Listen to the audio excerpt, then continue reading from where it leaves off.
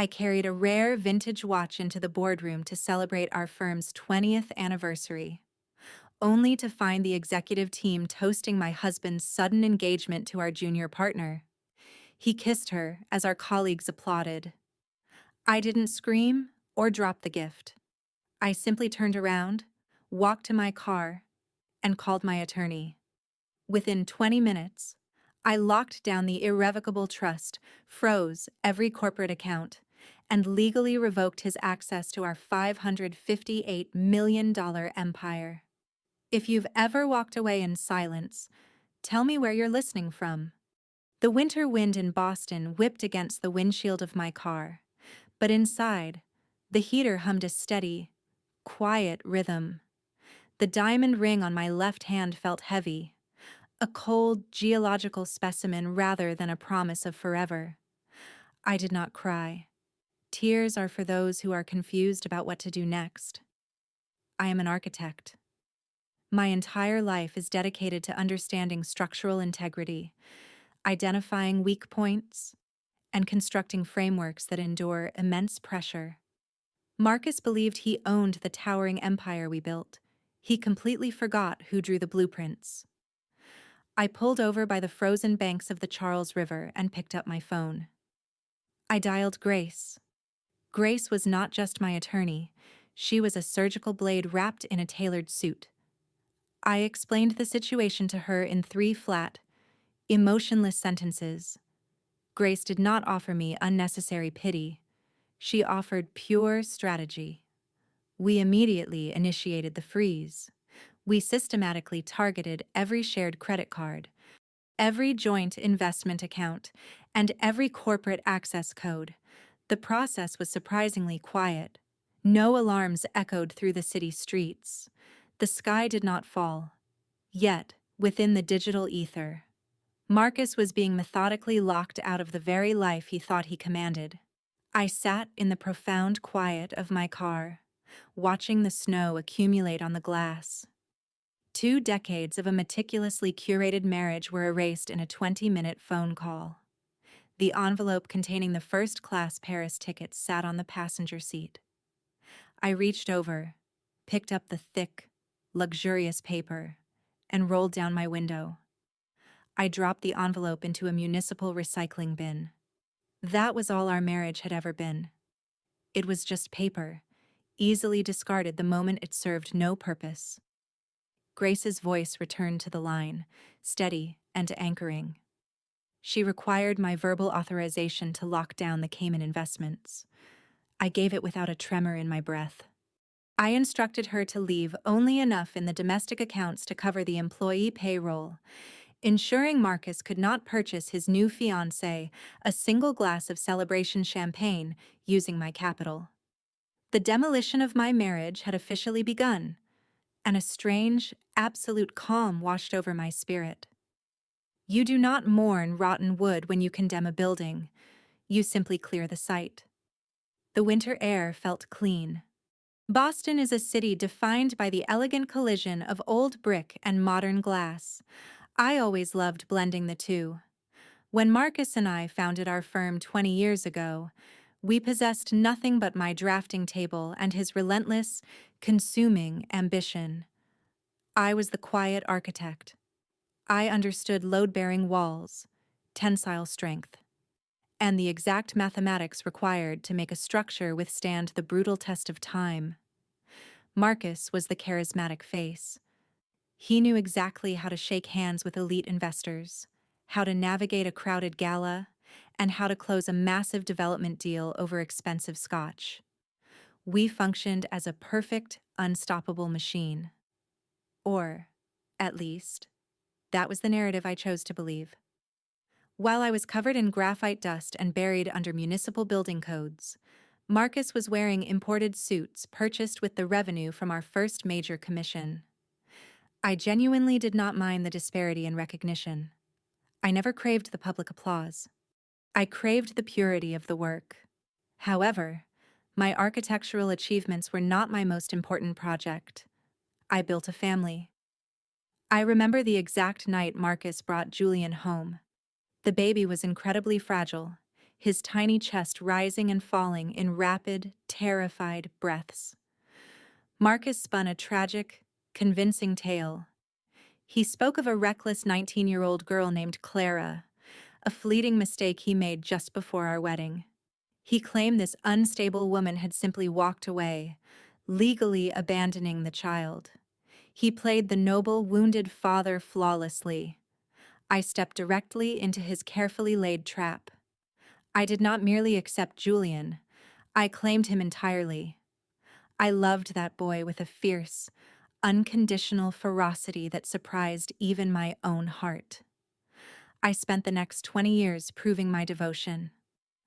I was the one who paced the floor through midnight fevers.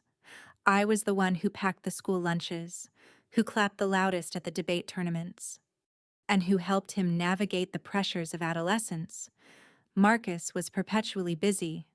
He was always touring a new site, always on a cross-country flight, always securing our financial future. I excused his constant absence because I truly believed he was building an empire for Julian. I justified my lonely dinners and the vast empty bed because I believed in the shared vision of our family. I was the invisible mortar holding the heavy bricks together, but society only praises the bricks.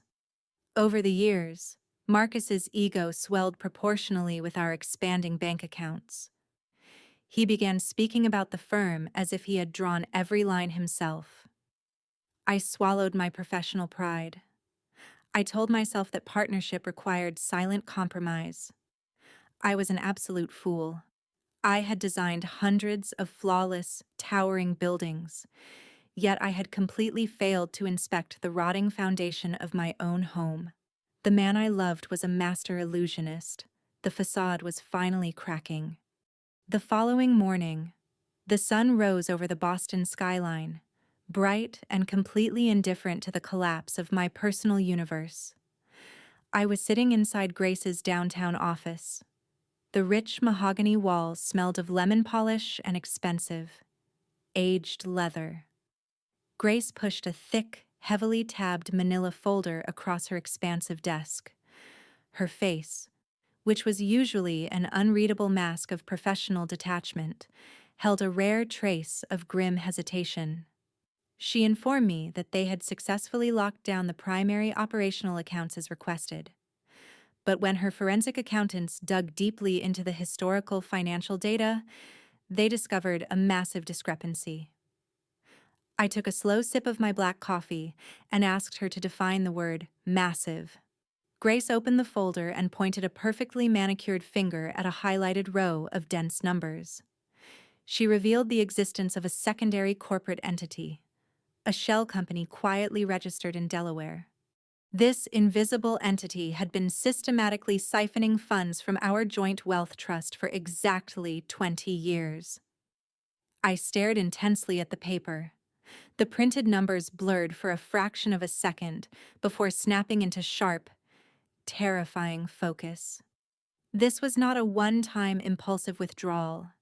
It was a calculated, parasitic monthly drain on the wealth I had worked grueling 80-hour weeks to generate.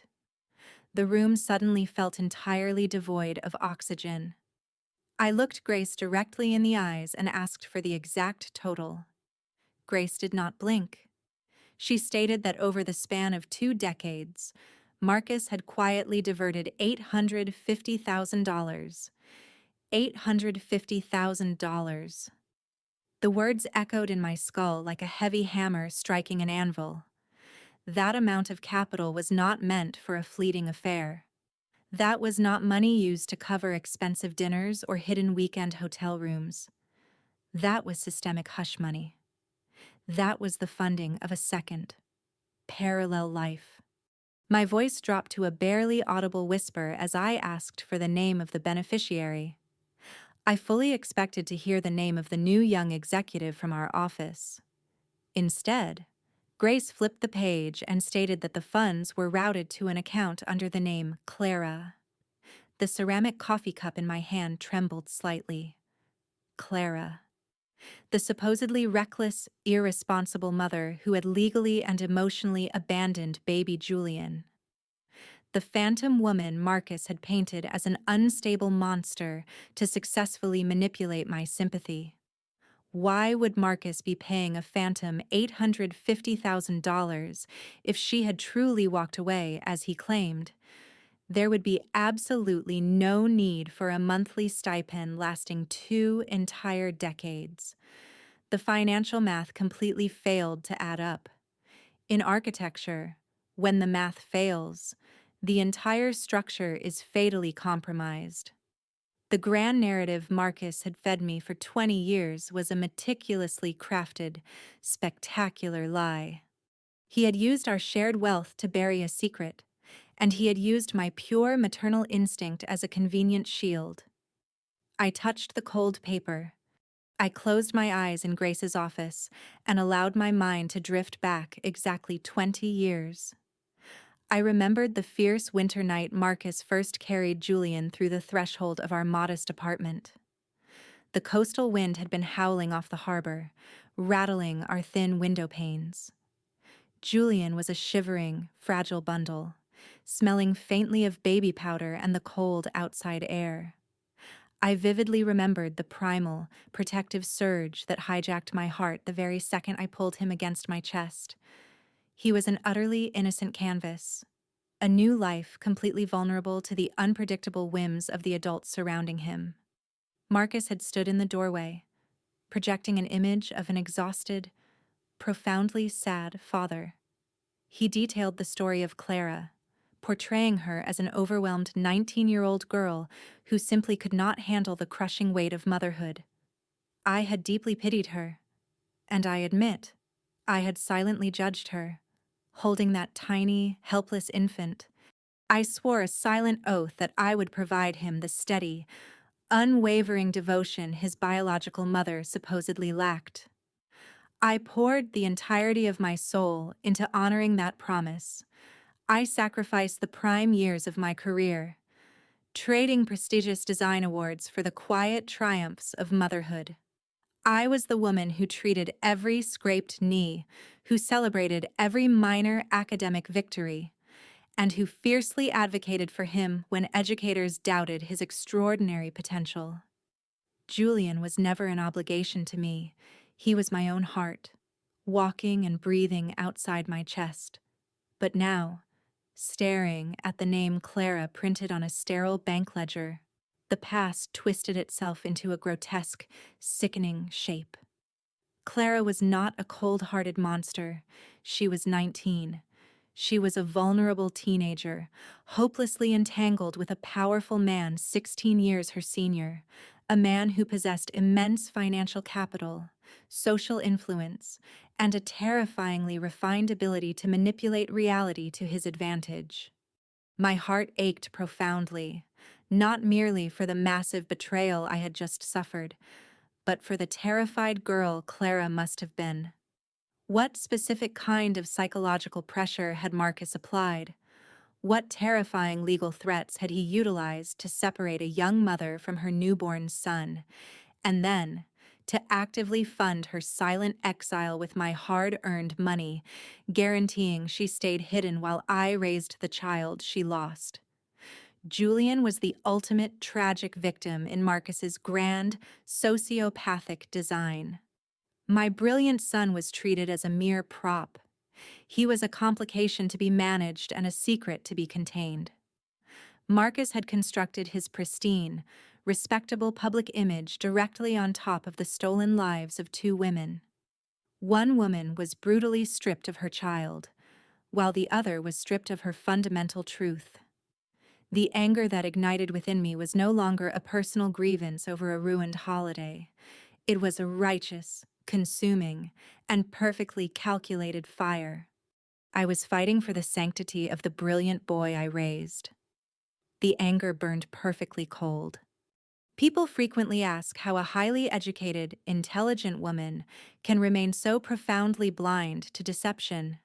How does an experienced architect, trained to identify millimeter discrepancies in a heavy steel beam, completely missed the glaring structural failures within her own marriage? The answer is terrifyingly simple and remarkably common. You do not go blind overnight. You go blind by fractions of an inch. It is the insidious trap of normalization. When Marcus first began missing our family dinners, he did not state that he no longer cared about us. He claimed he was desperately securing a massive commercial lease that would guarantee Julian's future tuition at Harvard. I normalized his absence. I actively told myself that his empty chair was a noble form of paternal sacrifice. When he initially insisted on managing our primary trust accounts, he did not declare his intention to financially control me.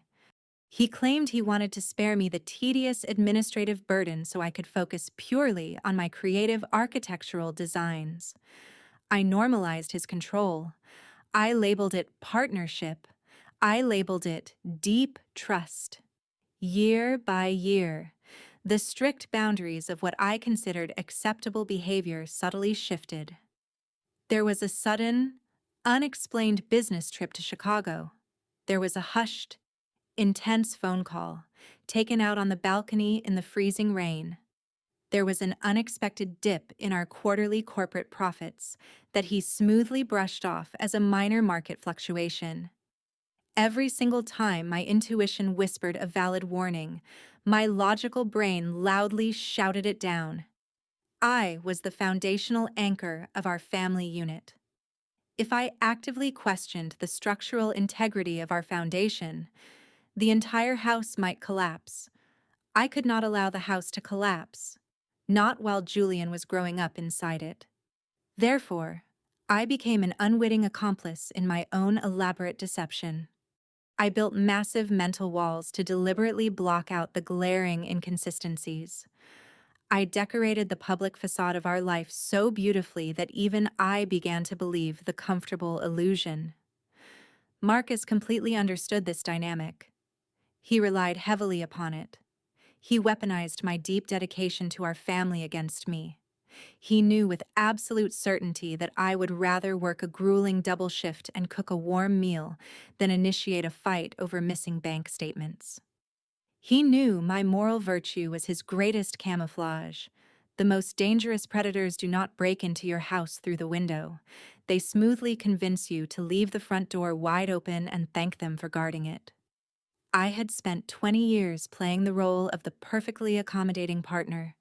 I had smiled graciously at endless corporate galas, standing slightly behind his shoulder, allowing him to bask in the flashbulbs while I mentally drafted our next structural project. I had thoroughly normalized my own quiet erasure. Sitting in the law office, processing the staggering reality of the stolen $850,000, the final protective veil dropped. He had fed on my talent and my maternal devotion to maintain his hollow illusion of grandeur. It was time to demolish. Chuang sao tren hai, moi bay muk tieo nam tram, nam moi jan viet, nam tram sao moi, bay tu. The winter light faded into a dull, bruising purple as I drove away from Grace's office. I did not drive back to the sprawling, modern glass house I shared with Marcus. Instead, my car instinctively navigated toward the older, wealthier suburbs of Massachusetts, arriving at the wrought iron gates of my family estate. The house had stood perfectly quiet since my father, Arthur, passed away a decade ago.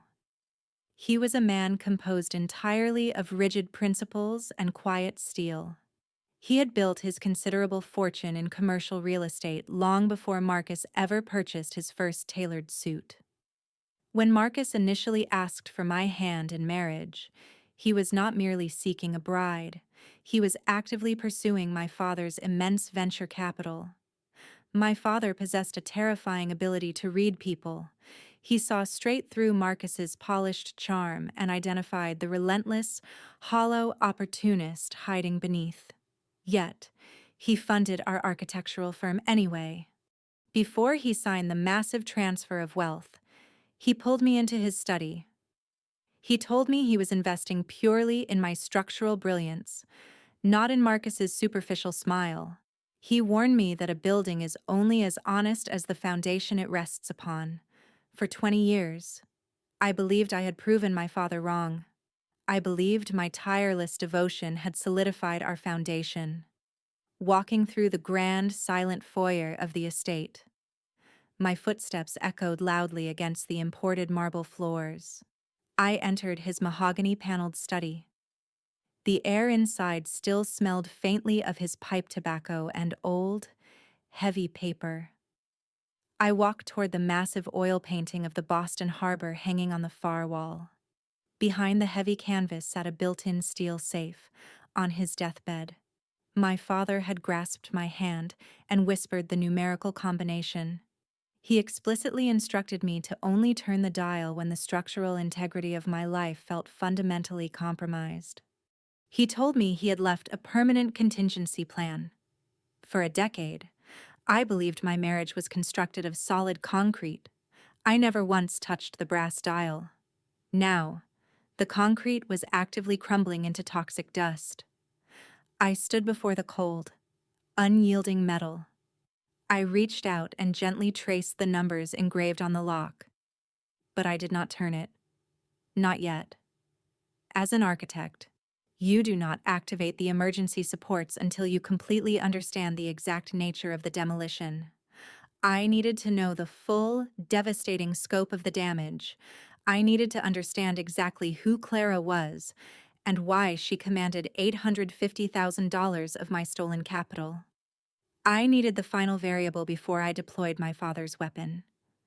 The steel felt freezing against my skin. I did not confront Marcus when he finally arrived home that evening.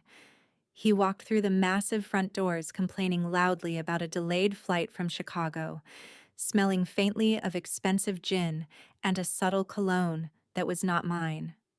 I smoothly took his heavy wool coat. I asked him if his complex lease negotiations had been successful. He kissed my forehead and lied directly to my face with the effortless, practiced grace of a seasoned performer. I smiled warmly. The very next morning, I hired a private investigator. I did not select a cheap, dramatic detective from a billboard. I retained a former federal financial investigator named Malcolm, highly recommended by Grace for his absolute discretion. We met in a sterile, windowless conference room in the basement of Grace's building. I handed Malcolm the specific name of the Delaware Shell Company and the staggering dollar amount. I instructed him to find the phantom woman Marcus had buried. It took Malcolm exactly 48 hours to penetrate 2 decades of corporate obfuscation. When we met again, he slid a thin, gray folder across the polished conference table. Inside the folder sat a single photograph and a meticulously detailed background report. Her full legal name was Clara. She was not a ghost, and she was certainly not the reckless, unstable monster Marcus had spent 20 years describing. She was currently 39 years old, working quietly as an administrative assistant at a local municipal library. She lived in a remarkably modest, aging apartment complex in the deep suburbs, and she drove a 12-year-old sedan. Absolutely none of these documented facts aligned with the profile of a woman receiving a steady, massive stream of stolen wealth totaling $850,000. Malcolm noted in his summary that she lived exceptionally frugally, existing almost invisibly within the system. But the single most striking, devastating detail was the photograph itself. I picked up the glossy image. Clara had Julian's exact eyes. They shared the same deep, serious, piercing shade of amber. Looking at her tired, gentle face, the carefully constructed narrative of the heartless teenager completely shattered in my hands. Marcus had deliberately painted a portrait of a negligent villain to ensure my protective maternal instinct would never go looking for her. I realized with absolute clarity that he had not just stolen corporate money. He had systematically stolen her fundamental right to motherhood, and he had stolen my right to the truth. I needed to look directly into those amber eyes myself.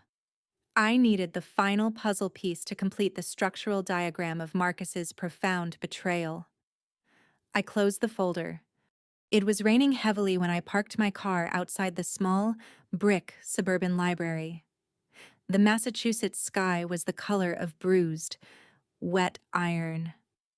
I sat perfectly still in the driver's seat, watching the glass doors, waiting until her shift officially ended. Clara eventually walked out, huddled tightly under a cheap, black umbrella. She looked profoundly exhausted, her narrow shoulders carrying a heavy, invisible weight that I instantly recognized and understood. I stepped out into the freezing rain and approached her quietly. I did not startle her. I simply spoke my own name. I watched the blood completely and instantly drain from her pale face. She recognized me immediately. We walked in absolute silence to a nearby diner, finding a secluded, dimly lit booth in the far back corner. The damp air smelled heavily of stale coffee and fried food. Clara kept her hands tightly folded in her lap, her knuckles white with tension. I did not attack her character. I did not raise my voice a single decibel. I simply unzipped my leather portfolio and placed a copy of the Shell Company's bank transfer records on the table directly between us. I asked her, in a steady, even tone, why she had abandoned her infant son. The brutal question hung heavily in the damp air. Clara looked down at the financial paper, and then she finally lifted her gaze to meet mine. Her amber eyes were filled with a profound, terrifying, decades-old trauma. She stated that she never abandoned Julian. She was 19, physically recovering from childbirth, terrified, and completely isolated. Marcus had brought two ruthless corporate lawyers directly into her hospital room just 48 hours after she gave birth.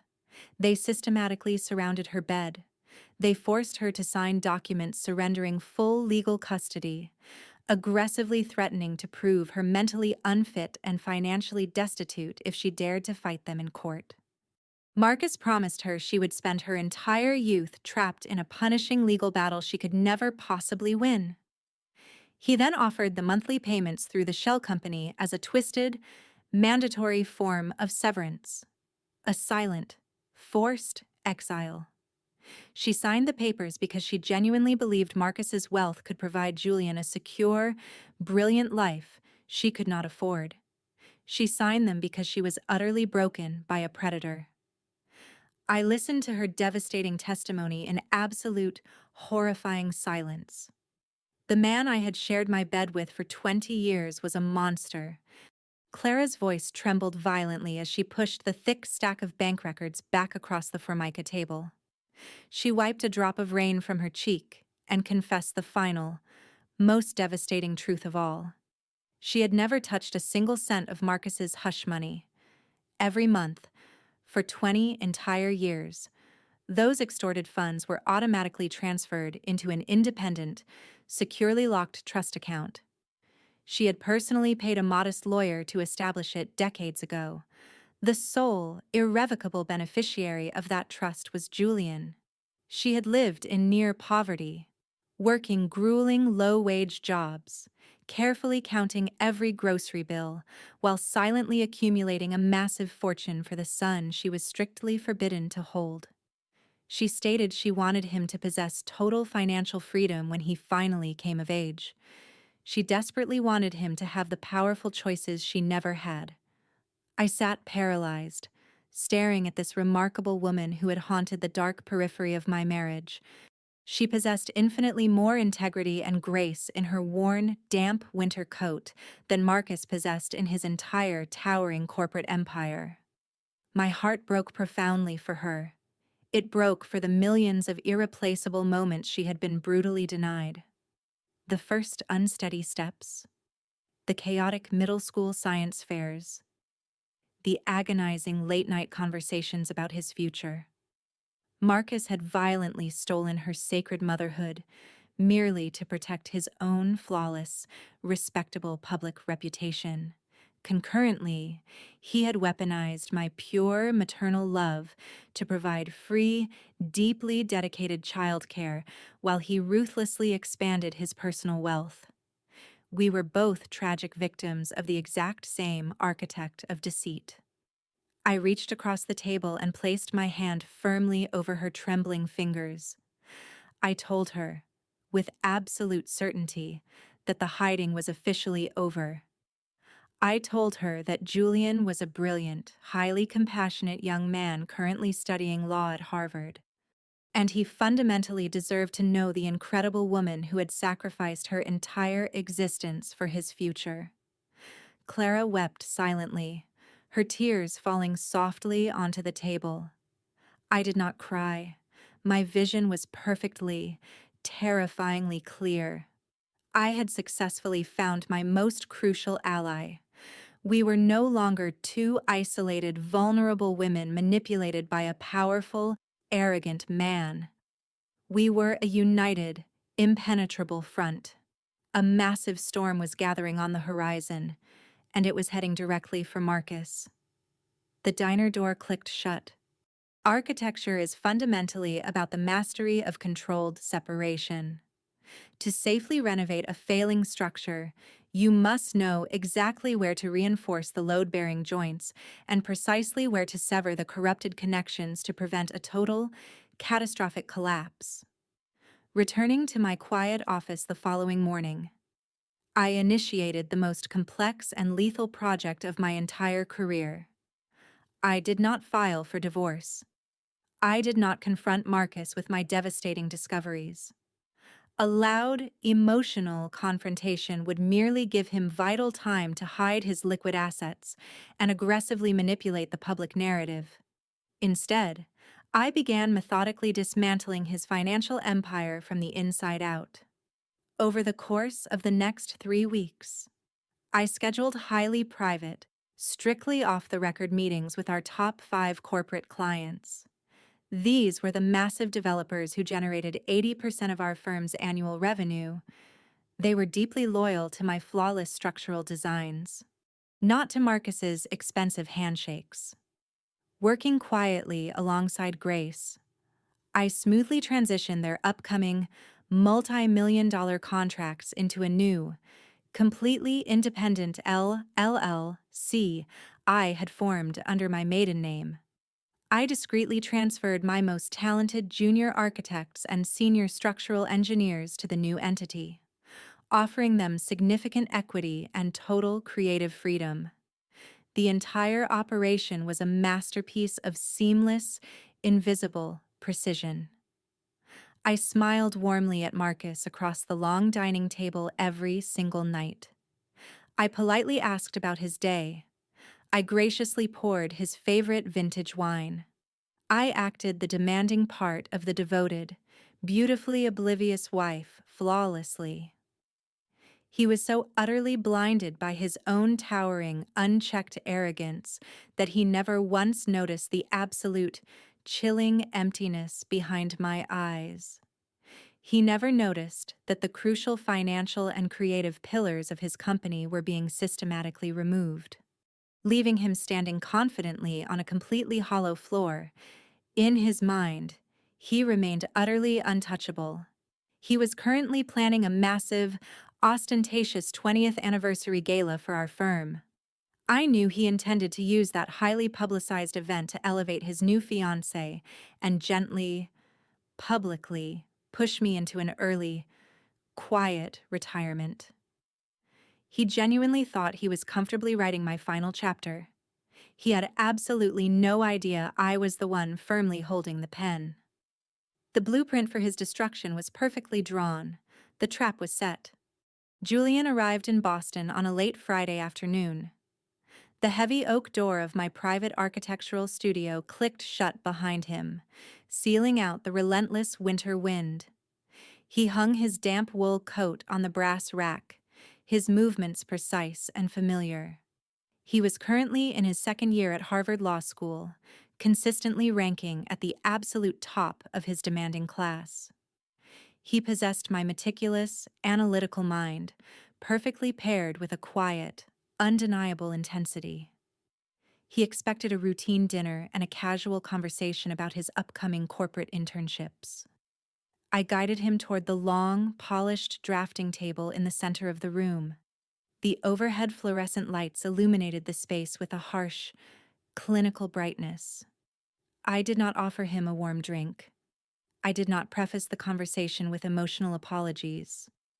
I simply opened the thick gray folder I had received from Malcolm and spread the documents across the smooth surface. I laid out the corporate registration for the Delaware Shell Company. I positioned the 2 decades of bank transfer records detailing the stolen $850,000 directly beside it. Finally, I placed the photograph of Clara in the very center. Julian stood perfectly still. He did not immediately ask questions. He leaned forward, bracing his hands on the edge of the table, and began to read. I watched his amber eyes dart across the financial ledgers, tracking the systematic parasitic drain of our wealth. I watched him process the dates, aligning them perfectly with his own birth.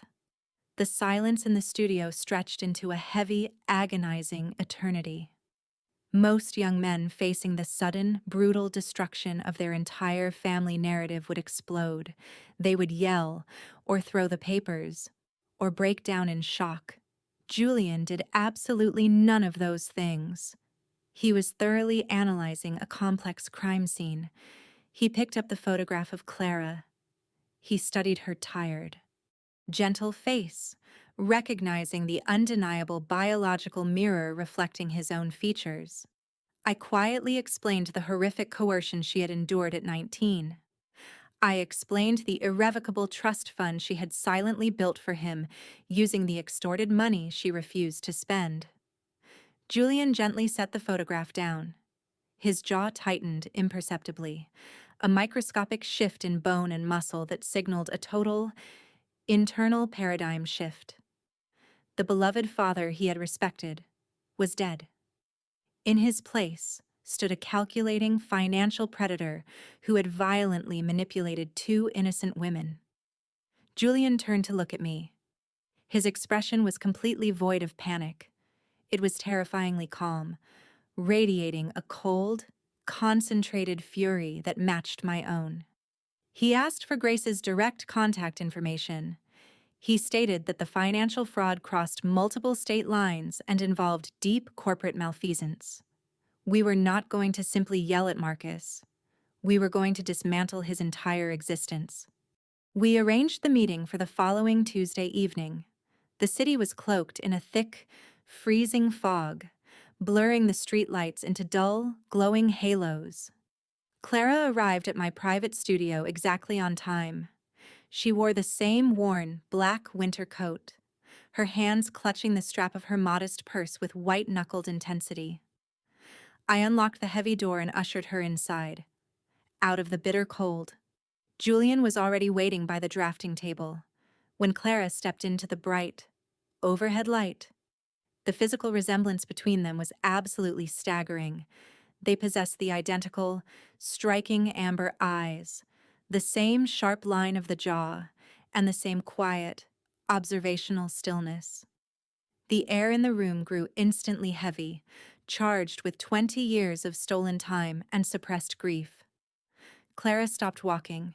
Her breath caught sharply in her throat, a fragile, broken sound that echoed loudly in the quiet space. She did not rush forward to embrace him.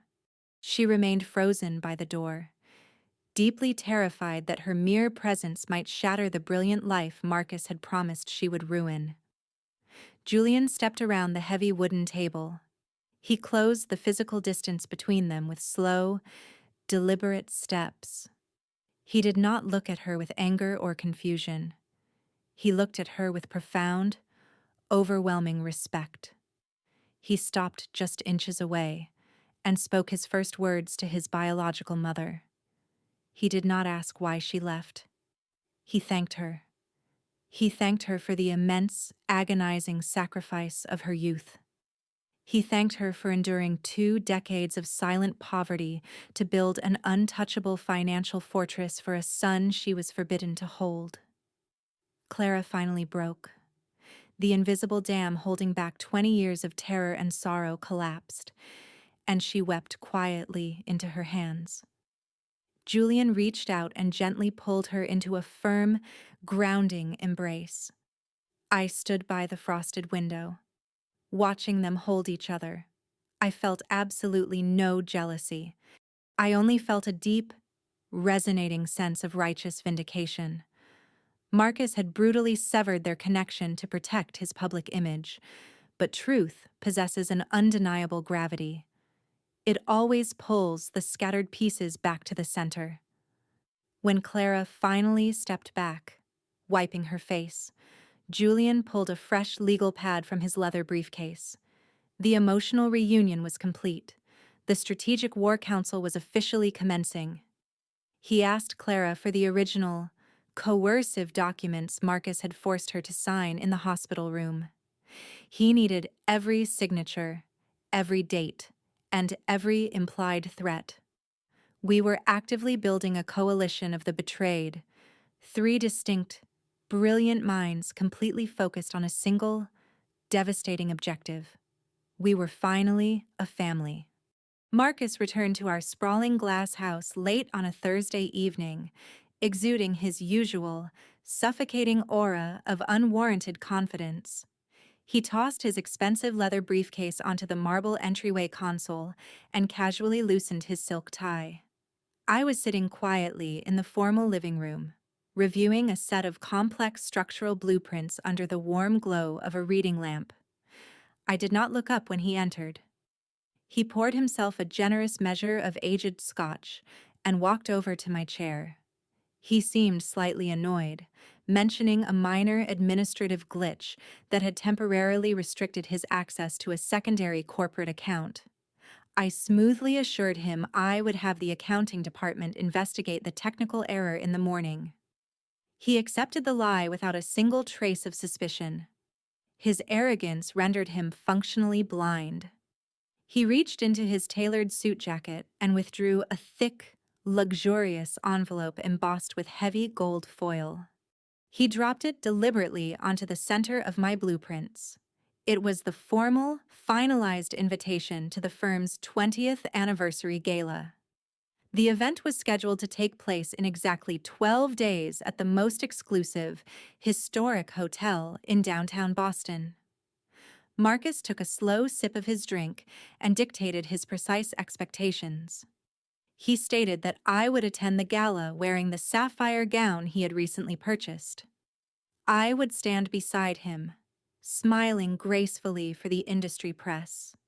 And then, during his keynote address, I would publicly announce my immediate transition into a silent advisory role, effectively handing total creative and operational control of the firm over to him and his new executive partner. He framed this devastating surrender as a noble, well-deserved retirement. I remained perfectly still, keeping my eyes fixed on the gold foil. I asked him what would happen if I politely declined his generous offer. Marcus chuckled, a low, condescending sound that vibrated with genuine malice. He leaned down, placing his hands on the armrests of my chair, trapping me in his shadow. He softly explained that the corporate board was already concerned about my recent lack of focus. He suggested it would be incredibly easy for him to legally document a sudden, tragic decline in my mental acuity. He promised to wage a brutal, highly publicized legal war that would utterly destroy my professional reputation and leave me entirely isolated. He genuinely believed he held all the operational leverage. He thought he was negotiating with a defeated, compliant victim. I looked up and met his gaze with absolute, chilling serenity. I calmly told him I would be there. I promised him it would be an unforgettable evening. I smiled at the fool. The psychological warfare escalated precisely at noon the following day. I was standing in my private studio, examining a physical model of a new commercial complex, when my personal cell phone rang. The caller ID displayed an unknown local number. I answered with a neutral, professional greeting. The voice on the other end was smooth, brightly polished, and entirely artificial. It was Sylvia, the new female executive and Marcus's recently announced fiancée. She called under the thin, transparent guise of seeking my expert advice regarding the floral arrangements for the upcoming anniversary gala. She spoke to me with the patronizing, gentle tone one might use when addressing a fragile, confused, elderly relative. She casually mentioned how exhausting the transition must be for me, and how eager she was to seamlessly assume my heavy responsibilities. She was deliberately testing the perimeter defenses, trying to provoke an emotional, erratic response she could report directly back to Marcus. I did not give her a single inch of ground. I answered her mundane questions about white lilies versus orchids with the precise, detached tone of an automated directory. The profound lack of emotional reaction clearly frustrated her. There was a sudden, muffled sound of the phone being aggressively transferred. Marcus's voice abruptly filled the line, sharp and vibrating with barely suppressed irritation. He realized Sylvia's petty intimidation tactic had failed. He decided to employ a much heavier weapon. He casually mentioned that the final tuition payment for Julian's current semester at Harvard was due in exactly 10 days. He noted that the educational trust required his dual signature for release. In a tone of profound, chilling indifference, he suggested that a messy public divorce proceeding could easily freeze those vital assets indefinitely. He was explicitly threatening to destroy our son's elite legal education simply to ensure my total, silent compliance at the gala. It was the ultimate desperate play of a man attempting to maintain control through pure financial terror. He had absolutely no idea that Julian was already sitting in Grace's office, meticulously drafting the very legal instruments that would soon dismember his entire empire. Marcus demanded a final, verbal confirmation that I understood the extreme stakes of the situation. I stared at the miniature structural model on my desk, noting the precise load-bearing columns that supported the massive roof. If you remove the right column, the entire structure collapses inward. I told Marcus I understood the stakes perfectly. I promised him I would never do anything to jeopardize our son's brilliant future. The phone clicked dead silently. The time for passive observation was permanently over. The following morning, under the cover of a dense, gray coastal storm, I drove back to my father's silent estate in the older suburbs. The sprawling brick house felt like a massive, dormant fortress. I walked straight past the dust-sheeted furniture in the formal living rooms and entered the mahogany-paneled study. The air was thick with the scent of old binding glue and dormant secrets.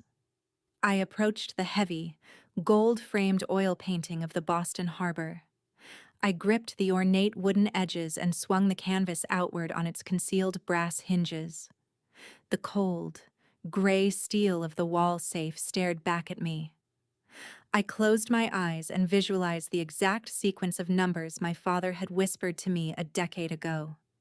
My fingers moved with the steady, practiced precision of a seasoned architect adjusting a critical measurement.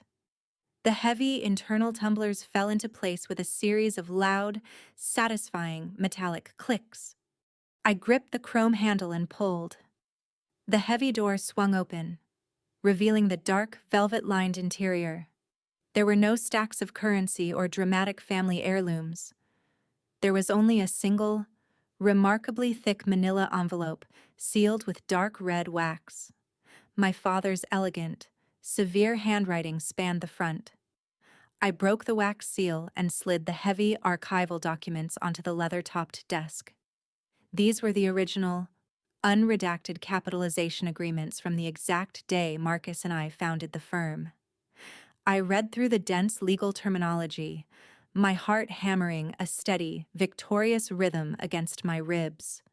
My father had not simply handed Marcus a massive fortune. He had executed a masterstroke of defensive legal engineering.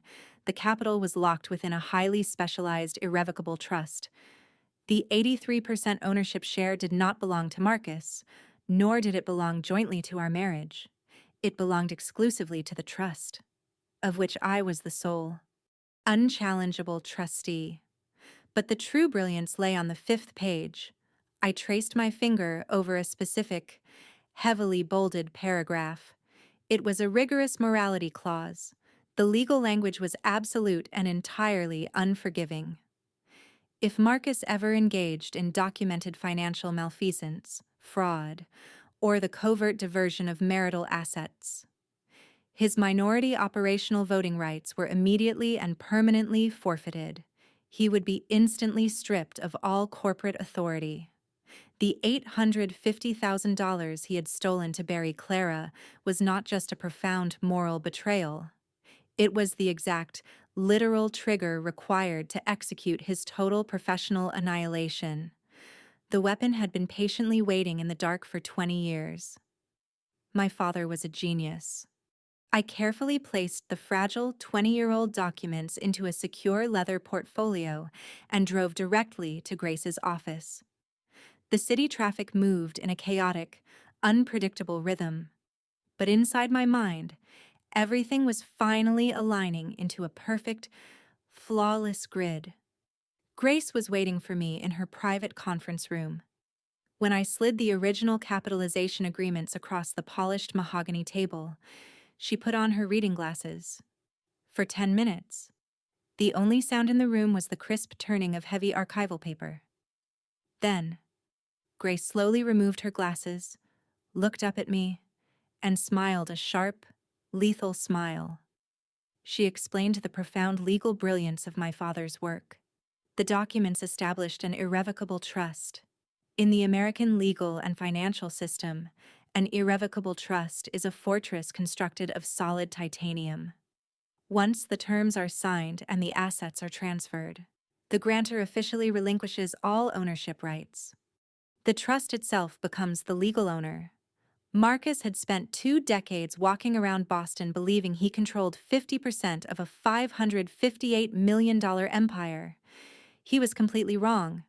The trust controlled 83% of the voting shares, and my father had named me the sole, unchallengeable trustee. But the true masterpiece was the morality clause, embedded deep within the bylaws. Grace translated the dense legal terminology into simple, devastating facts. A morality clause in a corporate partnership dictates strict parameters of acceptable conduct. My father had specifically included clauses regarding embezzlement, covert diversion of operational funds, and financial fraud. When Marcus created the Delaware Shell Company to funnel $850,000 to Clara, he believed he was merely buying a young woman's permanent silence, legally. He was committing systematic corporate embezzlement against our shared firm to cover up a personal indiscretion. By actively siphoning those funds, Marcus had explicitly violated the fiduciary duties outlined in the morality clause. The penalty for this specific violation was not a gentle reprimand or a temporary suspension. The penalty was absolute forfeiture. The contract clearly stated that upon documented proof of financial malfeasance, Marcus's remaining 17% of shares would immediately revert back to the primary trust. Furthermore, he would be instantly terminated from his position as chief executive officer without any severance package. He had unknowingly signed his own professional death warrant on the exact same day he married me. Every single time he authorized a secret wire transfer to Delaware over the past 20 years, he was meticulously loading the gun that would eventually end his career. He did not possess the power to threaten Julian's Harvard tuition. He did not possess the authority to force my retirement. He possessed absolutely nothing. The immense wealth he used to intimidate people was a temporary illusion, graciously permitted by a contract he had fundamentally breached. I sat back in the leather chair, feeling the crushing weight of the past 2 decades finally lift from my shoulders. The law is a beautiful, precise instrument when wielded correctly. It removes all raw emotion from the battlefield and replaces it with cold, indisputable facts. My father had reached out from the grave to protect the structural integrity of his daughter's life. The ink was lethal. We spent the next 2 days working in absolute secrecy. My architectural studio transformed into a highly classified legal war room. Julian skipped his Friday constitutional law seminar to sit beside Grace, cross-referencing every single financial statute and double-checking the exact wording of the eviction notices. He possessed a terrifyingly calm focus, his amber eyes scanning the printed pages with the precision of a seasoned prosecutor. We were not merely preparing to fire a corporate executive. We were preparing to legally obliterate a manipulative predator.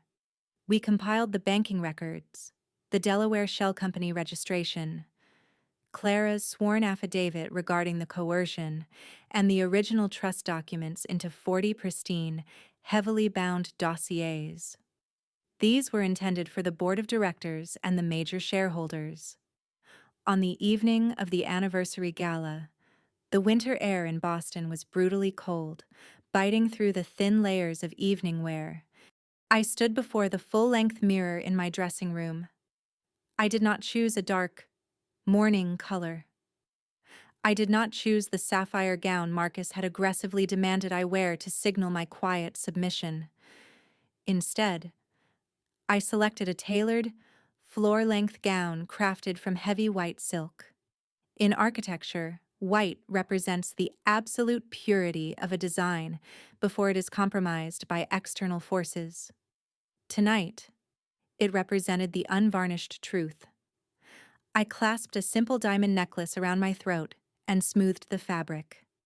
My reflection showed a woman who had finally stopped apologizing for her own brilliance.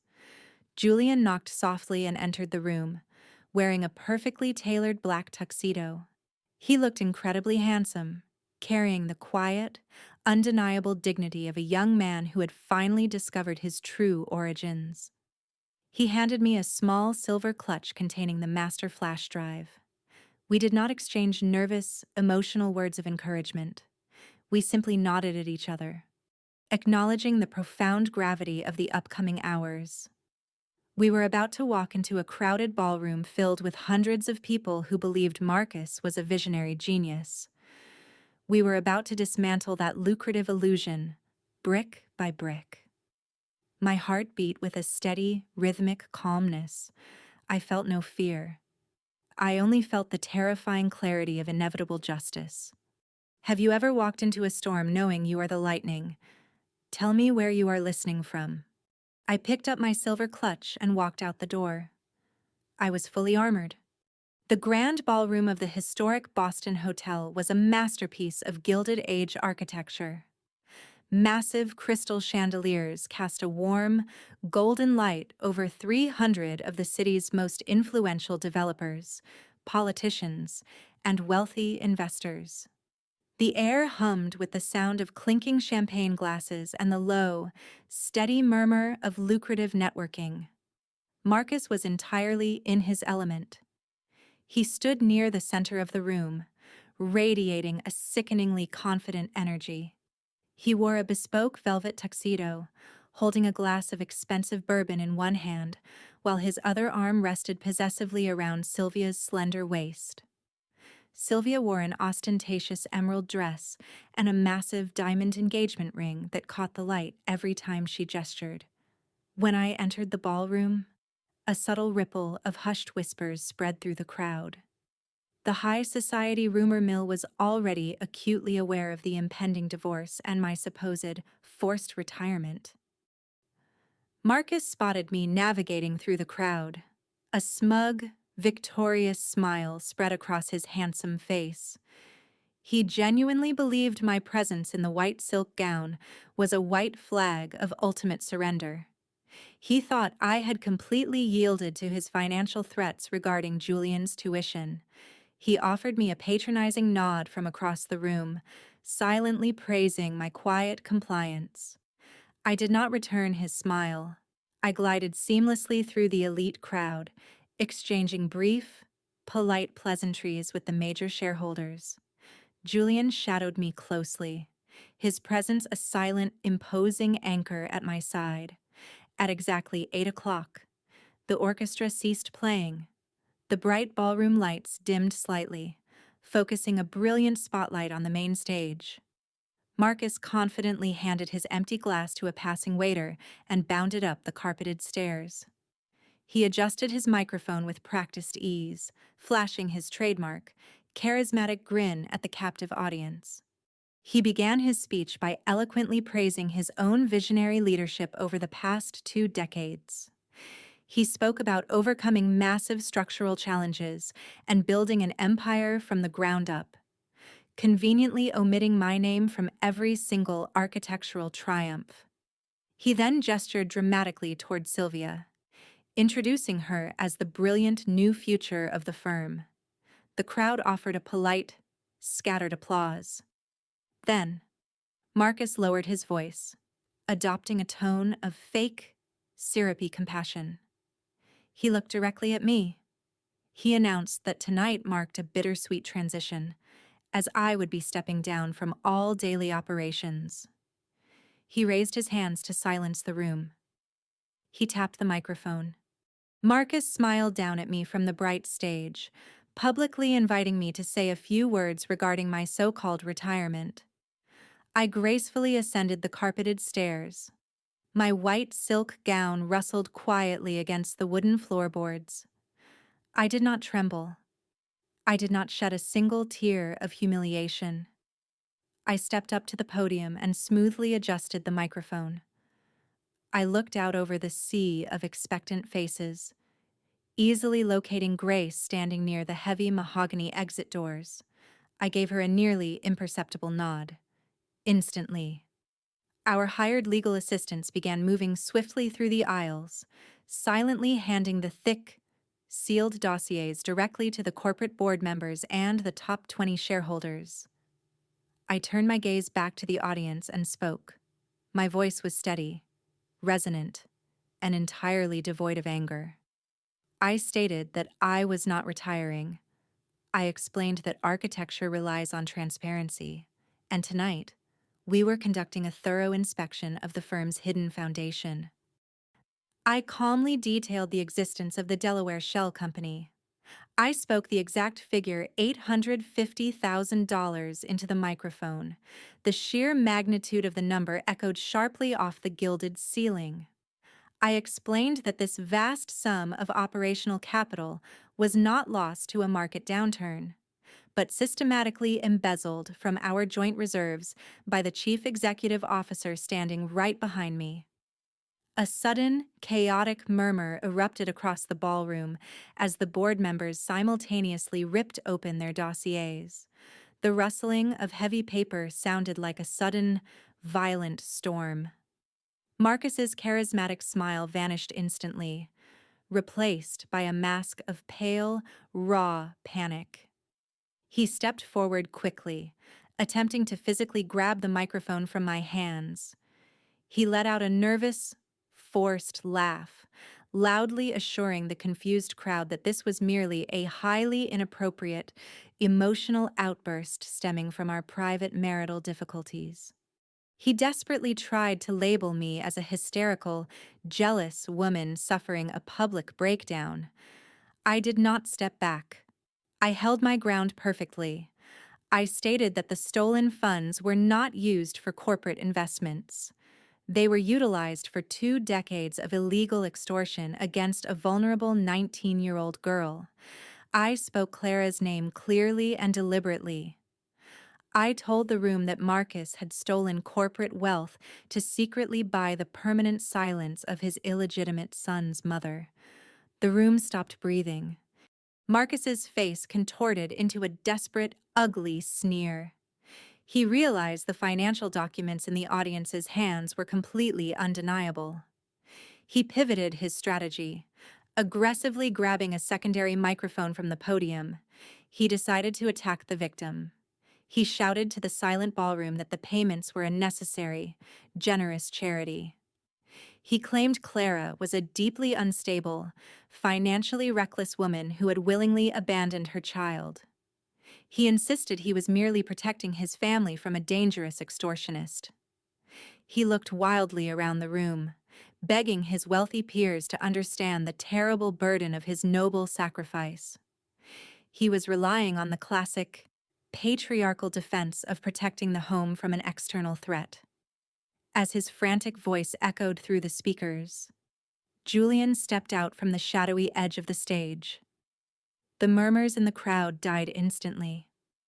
Julian walked directly into the harsh, bright glare of the spotlight. He did not look at the audience. He looked entirely at the man who had raised him. Julian's voice was remarkably low, yet it carried an authoritative, chilling resonance that demanded absolute attention. He addressed Marcus by his first name. He informed him that the narrative of the unstable, greedy mother was a pathetic, cowardly lie. Julian calmly revealed that he had met Clara. He explained to the shocked board of directors that Clara had never spent a single dollar of the embezzled money. Julian pulled a certified bank document from his tuxedo pocket and held it up. He stated that every stolen cent had been securely locked in an independent trust fund under his own name for 20 years. Clara had lived in near poverty to ensure he had a future, while Marcus lived in absolute luxury built on coercion. Julian's amber eyes locked onto Marcus's terrified face. He mathematically deconstructed Marcus's character in front of his elite peers. He stated that Marcus did not protect anyone. Marcus had violently isolated a teenage girl, weaponized the legal system to steal a child, and systematically defrauded his own company merely to avoid public embarrassment. Julian finished his devastating verdict by stating that he was profoundly proud to be the son of two incredibly strong women and deeply ashamed to share any history with a coward. Marcus had no words. The heavy silence in the ballroom was absolute. The major shareholders and board members stared at Marcus not with pity, but with the cold, calculating judgment of predators smelling blood in the water. An executive who embezzles funds to cover up personal crimes is a massive liability. Marcus stood frozen, his mouth slightly open, the microphone dangling uselessly in his hand. Sylvia, sensing the total, catastrophic collapse of the empire she had hoped to inherit, quietly stepped backward, distancing herself from him in the harsh spotlight. I stepped back up to the primary podium. It was time to deliver the final, structural blow. I directed the audiovisual team to project page 5 of the original capitalization agreement onto the massive screens behind the stage. The dense legal text of the irrevocable trust and the morality clause illuminated the room in stark black and white. I read the forfeiture clause aloud. I highlighted the explicit terms stating that any documented financial malfeasance automatically stripped Marcus of his minority voting rights. I turned to look directly at him. I did not yell. I spoke with the calm, quiet authority of an owner closing the door to her own house. I informed him that because he had utilized corporate accounts to facilitate his 20-year extortion scheme, he had legally triggered his own termination. He did not own 17% of the firm. He owned nothing, I announced, effective immediately, that Marcus was officially removed as chief executive officer. The board members in the front row, already reviewing the ironclad legal framework in their hands, nodded in grim, unified agreement. Marcus finally broke. He dropped the microphone and lunged toward me, his hands reaching out in a desperate, pathetic attempt to intimidate me physically. Julian instantly stepped perfectly between us, his stance wide and unyielding. Two uniformed hotel security guards materialized rapidly from the wings of the stage, firmly grasping Marcus by both of his arms. I watched dispassionately as they expertly guided the struggling, ruined man down the stairs and out of the grand ballroom. He was stripped of his wealth, his prestige, and his carefully constructed public identity in less than 15 minutes. The crowd slowly began to murmur again, the shock shifting into a frenzied buzz of industry gossip. I turned away from the exit doors and looked out over the room. The empire was mine.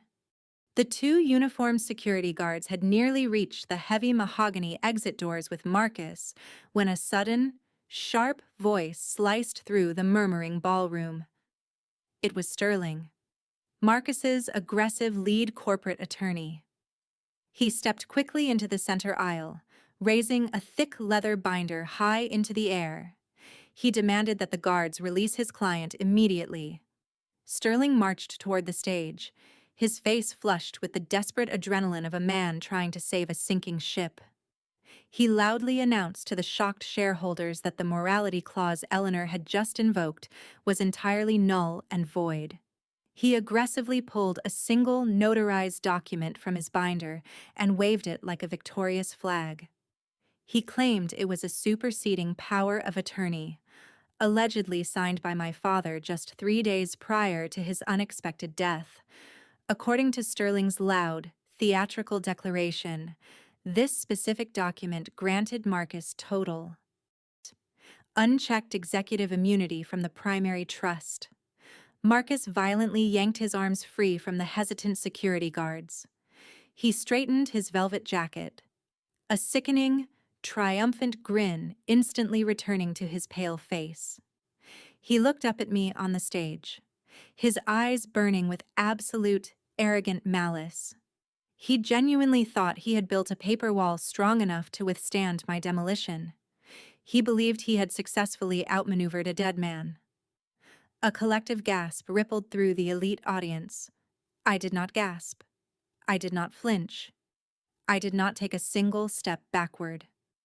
In architecture, you always anticipate the unpredictable environmental stress test.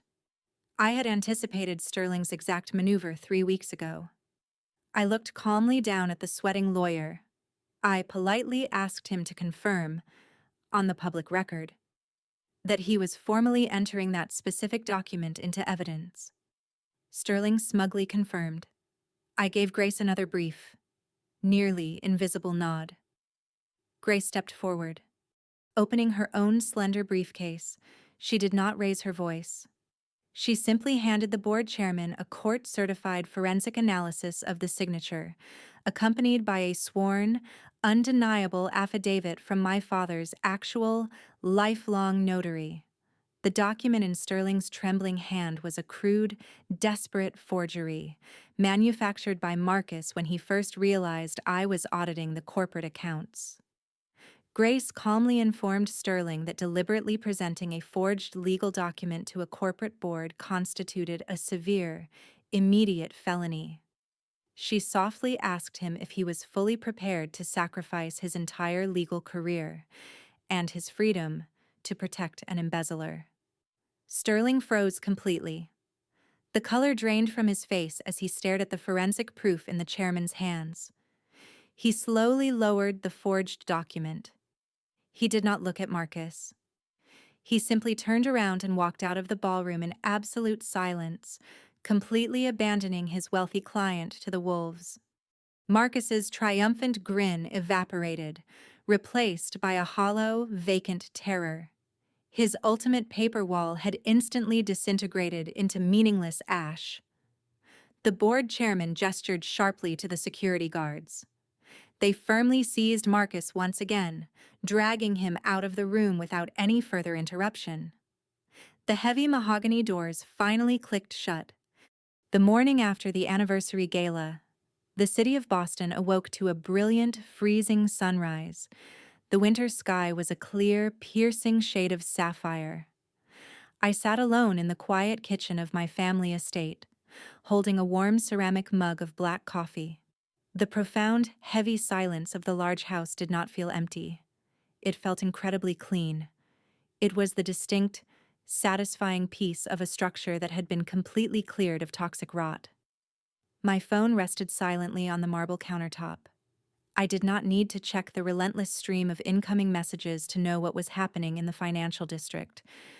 The morning business publications had already published the explosive, undeniable details of the corporate coup. The headlines were universally devastating. They painted a stark, accurate portrait of a charismatic real estate titan utterly destroyed by his own covert financial malfeasance. The board of directors had convened an emergency late-night session immediately following the gala. They had formally ratified my executive termination order and actively initiated a massive external audit of every single project Marcus had touched over the past 2 decades. The FBI's Financial Crimes Division was reportedly preparing their own independent subpoenas. Marcus had spent 20 years meticulously constructing an illusion of immense wealth and untouchable power. Now, he possessed absolutely nothing. He was barred from entering the corporate headquarters. His primary accounts were completely frozen pending the forensic investigation. Even his meticulously curated personal life had instantly evaporated. According to a brief update from Grace, Sylvia, the new, brilliant executive fiancée, had quietly packed her expensive designer luggage and permanently vacated their luxury penthouse before the sun even rose. She had no genuine interest in standing beside a disgraced, financially ruined man facing federal indictment. Marcus was completely, undeniably isolated. He was finally trapped in the exact same cold, terrifying void he had so casually forced Clara into 20 years ago. The karmic symmetry was absolute, and I felt absolutely no pity for his condition. I took a slow sip of my dark coffee, watching the golden sunlight reflect off the frost-covered window panes. For 20 years, I had allowed an arrogant man to take credit for my blueprints, my grueling labor, and my unyielding dedication to family. I had normalized his profound selfishness because I believed I was protecting my son. But true protection does not require silent submission to abuse. It requires the immense courage to burn down a corrupted house and build something enduring in its place. I finished my coffee and stood up from the counter. I did not look back at the empty chairs. The demolition phase of my life was officially complete. It was finally time to begin the delicate, beautiful process of genuine reconstruction. The air smelled like fresh winter pine.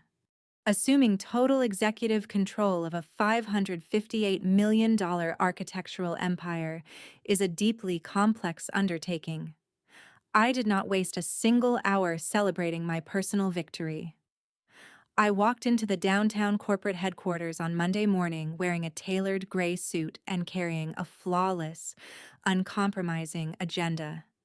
The executive staff was visibly nervous, anticipating a chaotic, emotional transition. I provided them with cold, predictable stability. I immediately rebranded the firm, permanently removing Marcus's surname from the frosted glass doors. We returned to my original, maiden name, the exact name my father had trusted when he first funded the enterprise. I promoted the talented, overlooked junior architects who had silently carried the creative weight of the firm while Marcus attended extravagant lunches. The internal corporate culture shifted instantaneously. The toxic, suffocating atmosphere of ego and manipulation was entirely replaced by a culture of absolute transparency and structural integrity. However, claiming the corporate throne was merely the first phase of my new blueprint. I possessed immense capital, and I understood exactly what kind of quiet, devastating damage unchecked power could inflict on the vulnerable. I dedicated a massive portion of my personal equity to establishing a new, independent philanthropic foundation. I named it the Clara Initiative. The foundation possessed a singular, highly aggressive objective, providing elite, uncompromising legal and financial support to vulnerable women who were actively being coerced, threatened, or legally manipulated by wealthy, powerful abusers. We were building an impenetrable shield for those who had been forced into silence. I did not want another 19-year-old girl to ever sign away her child because she could not afford a competent attorney. The initiative was not a passive charity. It was a structural reinforcement for broken lives. When the legal framework for the foundation was officially finalized, I invited Julian to my office. He read through the aggressive mission statement, his amber eyes scanning the precise legal terminology. He looked up at me, a profound sense of pride radiating from his quiet demeanor. I officially asked him to serve as the Foundation's first honorary legal advisor while he completed his demanding studies at Harvard. Julian accepted without a moment of hesitation. He understood the profound gravity of the work. We were actively transforming a deep, agonizing generational trauma into a massive instrument of systemic protection.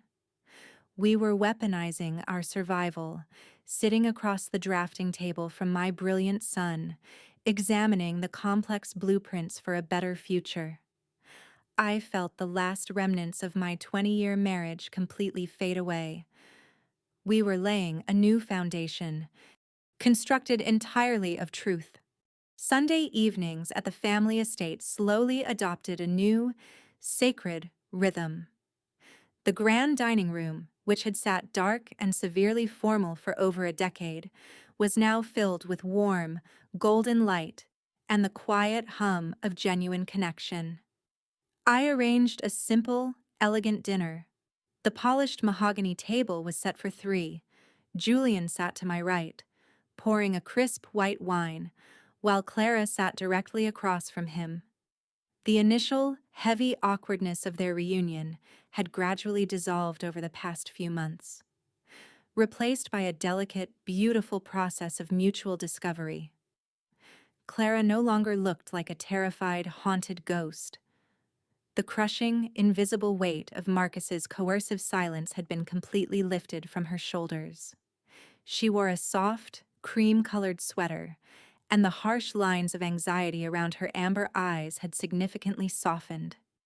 She laughed quietly at a complex legal joke Julian made regarding one of his demanding Harvard professors. The sound of her laughter was light, musical, and incredibly healing. I watched them interact from the head of the table. I did not feel threatened. I did not feel erased or replaced. I felt a profound, expanding sense of absolute completeness. Society often dictates that motherhood is a rigid, biological competition. It tells us that love must be strictly guarded, categorized, and aggressively claimed by a single source. That is a devastating lie. Love, in its purest, most structural form, is entirely capable of carrying the weight of multiple foundations. Clara had given Julian the fundamental gift of life, and she had sacrificed her entire youth to secretly secure his financial independence. I had given him the steady, unyielding devotion of a daily presence, guiding him through the complex architecture of growing up. We were not rivals competing for a limited resource. We were the dual pillars that successfully supported his brilliant existence. We passed the warm dishes back and forth, sharing mundane stories about our respective weeks. There were no hidden agendas. There were no manipulative corporate strategies discussed over expensive scotch. There was only the pure, uncomplicated reality of people who had actively chosen to trust one another. After dinner, Julian and Clara moved to the living room to look through old, faded photograph albums of his childhood. I stayed in the kitchen for a moment, listening to the soft, rhythmic sound of their voices drifting down the hallway. I wiped down the marble counters, feeling a deep, resonating peace settle into my bones. The shattered pieces of our lives had been successfully, flawlessly reassembled. The house finally felt like a home. The spring air in Cambridge was crisp and fragrant with blooming cherry blossoms. I sat in the front row of the massive, sunlit pavilion, holding a simple bouquet of white roses. Beside me sat Clara, her hands resting quietly in her lap, her face glowing with a quiet, profound joy. We watched together as Julian walked across the wide stage in his dark academic robes to officially accept his law degree from Harvard University. The crowd erupted in a loud, thunderous wave of applause. I did not clap wildly. I simply smiled, a deep, anchoring satisfaction radiating through my chest. Marcus was completely absent from this triumphant moment. He was currently entangled in a humiliating, highly publicized federal indictment, stripped of his wealth, his elite status, and his dignity. He had spent 2 decades desperately trying to control the narrative, but in the end, he was completely erased from the final chapter. Julian accepted his heavy diploma, turned toward our section of the audience, and raised it slightly in the air. His amber eyes met mine, and then they shifted to Clara. He was acknowledging both of his foundations. As we walked out onto the green, historic campus lawns afterward, I realized a fundamental truth about the nature of construction. You can build the tallest, most intimidating skyscraper in the city using stolen materials and fraudulent engineering. You can cover the deep, structural flaws with expensive glass and brilliant marketing. But eventually, the sheer weight of the deception will always force a collapse. Truth does not compromise. It waits patiently in the dark, gathering pressure, until it inevitably shatters the lies. Real family is not constructed from convenient secrets, rigid biological obligations, or financial extortion. It is constructed from the people who bravely show up every single day, through every brutal storm, without requiring a selfish reason. I raised a son who was not mine by blood, and in return, he gave me the immense courage to reclaim my own stolen life. Looking at Julian and Clara standing together in the bright sunlight, I understood my greatest architectural achievement. Legacy isn't what you passively inherit from the past. It is exactly what you are brave enough to protect for the future. I handed the white roses to my brilliant son.